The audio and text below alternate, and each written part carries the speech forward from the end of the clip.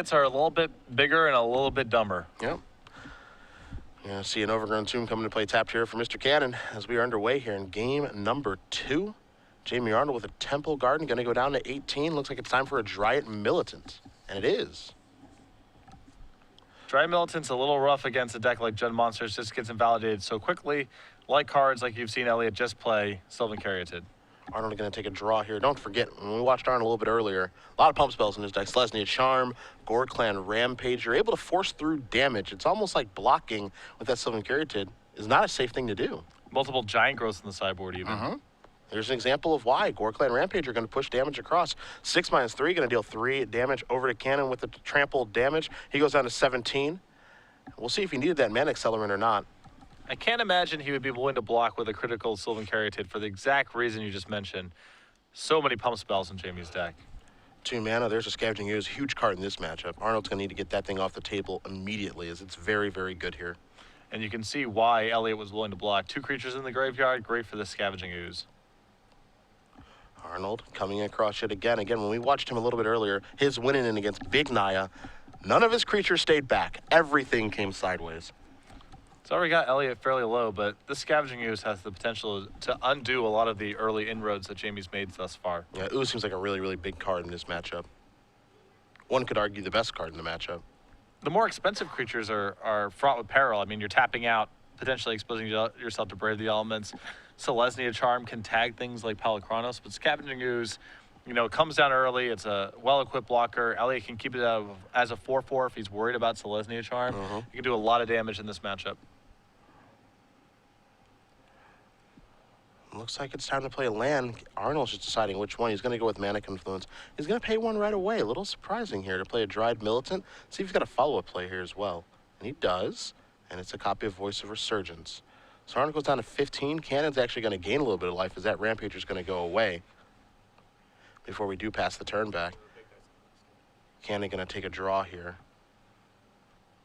So now Jamie is entering the stage of the game where most likely he's got to try to win the game through Brave the Elements, and it's very early on in the game for that to be happening. Palikronos has shown up to the party.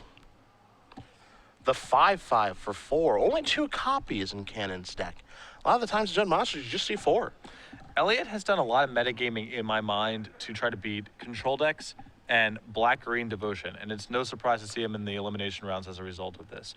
Only 2 copies of Palikronos, a type of card that's not very good in the matchup against those control decks. He has a Reaper, 3 copies of Abrupt Decay, definitely gunning for those kind of decks. Selesnya Charm going to take care of that Palikronos. Scavenging Ooze is going to take care of the Dryad Militant, so there are still some creatures in the graveyard here. Getting interesting. Exchanging resources. Now Elvish Mystic going to show up to the party. That is the problem with trying to trade and push through damage and Alpha Strike through a Scavenging Ooze is just growing over time.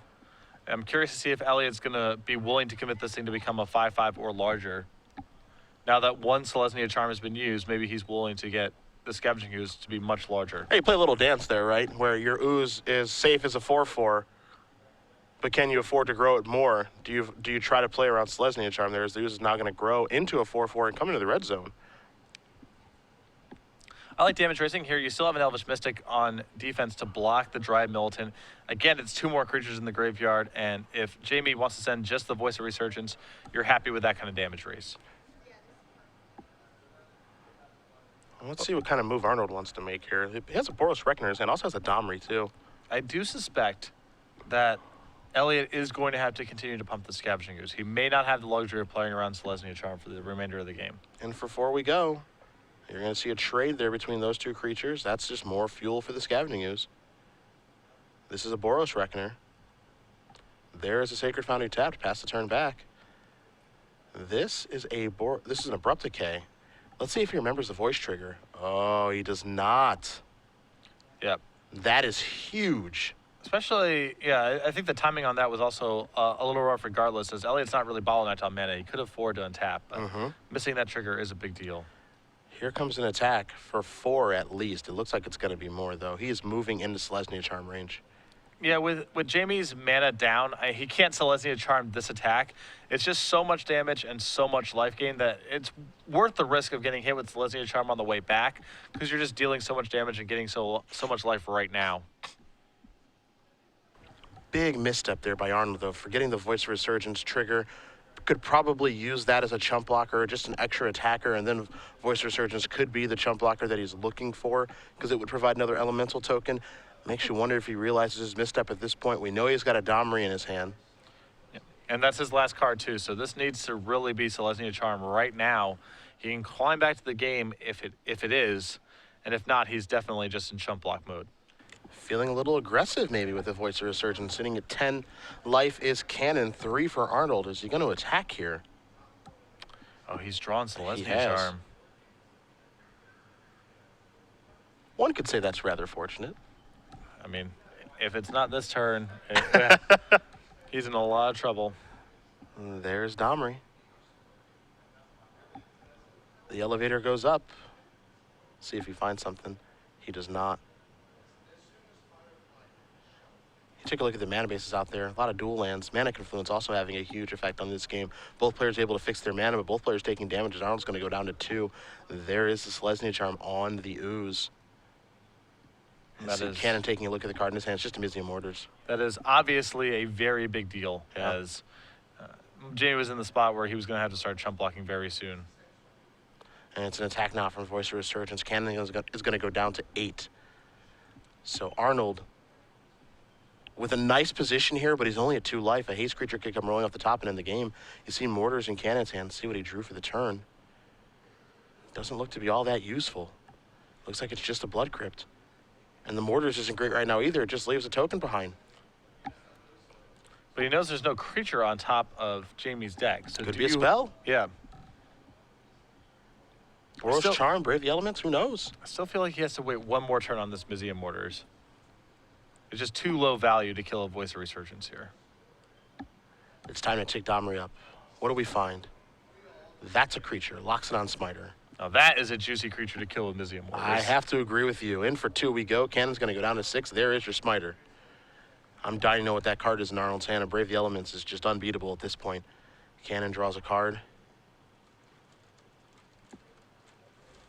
Does he find what he's looking for? Back against the wall. Tapping mana. It's definitely a spell. We already know he has one in his hand. Those mana confluences are kind of constricting what he can do. He's going to go down to 5. Is it time to overload? It looks like it is. So this means that Jamie is going to have a 1/1 voice token left over with Elliot at 5. Boros Charm or a +4/+4 pump spell like Gorklan Rampager is lethal. So let's see what Arnold can find. He untaps. He takes a draw. It's a Voice of Resurgence. He's going to take up the Domri. This is a hit. It's a Fleecemane Lion. Going to play this pre-combat. Also going to play the Voice of Resurgence pre-combat. He's rebuilt an army very quickly here. And now he's going to attack for 3 with the Elemental token. Cannon's going to go down to 2. And I'm not sure he's got a way out of this one now. Stormbreath Dragon still does it, right? That's true. What's he find? I do not think that is the look of a man who has drawn Stormbreath Dragon. I see an Elvish Mystic added to his hand. 3 mana. Domri. That's going to tick up. He'll take a look at the top card. It's a Rampager. That's not going to help him either, especially with Mana Confluence out there. And he's already under the gun from everything that's out there. I think it's just about over here for Mr. Elliot Cannon. It's been a really nice run with his take on Jund monsters. But it looks like Brave Naya has just become too much. And even though Arnold made a slight misstep with the Voice of Resurgence trigger a couple of turns ago, looks like he's able to overcome that. That top deck Selesnya Charm to get him out of the Scavenging Ooze. Yeah. He was entering the abyss. And Elliot Cannon's going to extend the hand. Jamie Arnold, our 3rd seed, is going to go toe-to-toe with Tyler Wynn. Brave Naya takes it down.